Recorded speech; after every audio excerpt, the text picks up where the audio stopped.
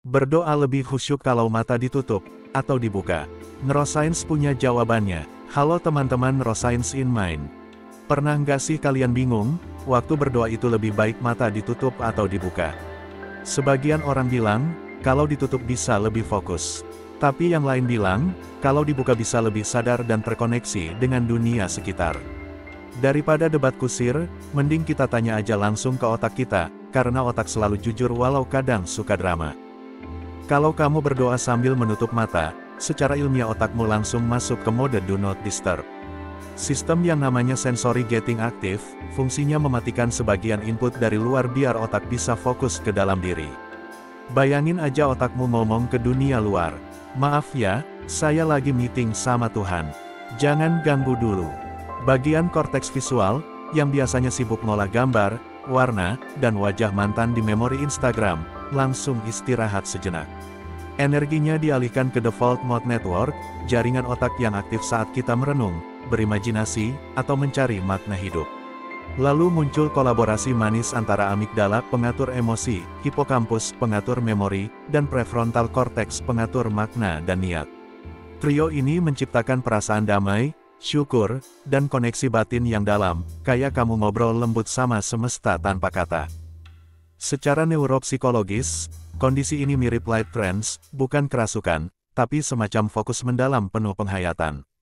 Makanya, doa dengan mata tertutup cocok banget buat momen refleksi, syukur, atau pengakuan hati yang paling jujur. Hanya saja, ada risiko kecil, kalau terlalu nyaman, otak bisa mikir kamu udah ganti mode ke sleep with intention.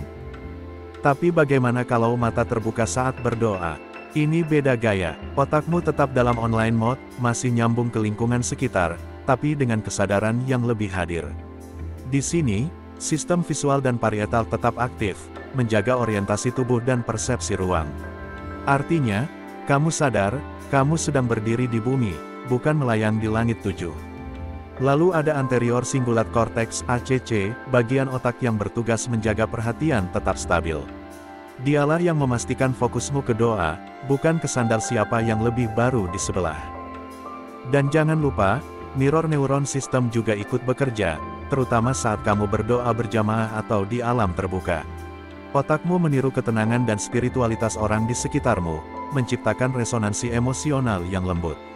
Makanya, suasana doa berjamaah sering terasa menenangkan, bukan karena AC-nya dingin, tapi karena neuron-neuron kalian sedang selaras. Secara neuropsikologis, doa dengan mata terbuka menghasilkan kondisi yang disebut active mindfulness. Yaitu kesadaran spiritual yang hadir sepenuhnya di dunia nyata. Kamu sadar pada Tuhan, tapi juga sadar bahwa dunia ini bagian dari ciptaannya yang hidup dan berdenyut di depanmu. Jadi, doa dengan mata terbuka bukan gangguan, tapi bentuk kesadaran yang embodied, tubuh dan jiwa ikut berdoa bersama. Kalau kita lihat dari dua sisi ini, doa dengan mata tertutup dan mata terbuka sebenarnya kayak dua mode spiritual yang sama-sama penting. Menutup mata membuat otakmu berfokus ke dalam, mencari Tuhan di ruang sunyi dalam dirimu. Sementara membuka mata membuat otakmu tetap terhubung dengan semesta, mengenali Tuhan lewat kehadiran di dunia luar.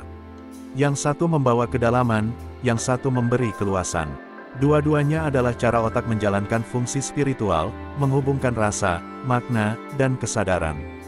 Jadi, kalau kamu tanya mana yang lebih baik, jawabannya tergantung niat dan konteksnya. Kalau kamu ingin tenggelam dalam doa, menutup mata bisa jadi pilihan.